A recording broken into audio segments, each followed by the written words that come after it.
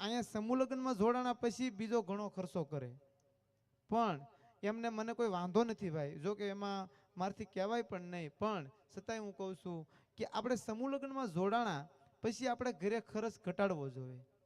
જો આપણે ભાઈ એટલું બધું અહીંયા દાન આપતા હોય, બધું જે કંઈ દાતાર તરીકે જે કંઈ હોય બધા દાતાર તરીકેથી પણ વસ્તુ આવતી હોય, આમાં એકથી તો કંઈ થવા નથી ભાઈ, એક હાથે તો તાળી પડવા નથી. આમાં બધાની જરૂર પડે, આમાં નાણું જરૂર પડે અને બધાનો સાથ સહકારની જરૂર પડે, બધી જરૂર પડે.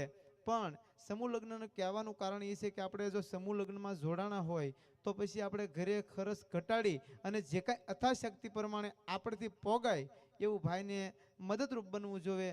અમારે જો કે કહેવાનું ન હોય પણ હમણે તારીખ 5 ચોથા મહિનામાં 126 દીકરીના સમૂહ લગ્ન હતા, એટલે અમને ખ્યાલ છે કે આ સમૂહ લગ્ન કઈ રીતના થાય છે અને કઈ રીતનું આમાં દોડવું પડે, કઈ રીતનું આયોજન કરવું પડે, કઈ રીતનું મેનેજમેન્ટ કરવું પડે.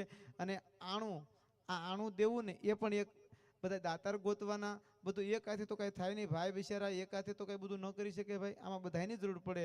તો બધા સપોર્ટ કરજો અને સમૂહ લગ્ન જ્યાં જ્યાં ભાઈ જે કોઈ જોડાય છે એને ઘરે ખર્ચ ઓછો કરવો.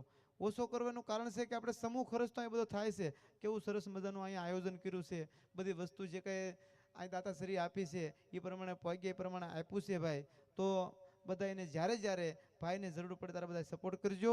અને આવતી સાલમાં ભાઈ સમૂહ લગ્ન રાખે તો આપણે 11ની 21 દીકરી થાય એવું બધા આપણે ધ્યેય રાખશું.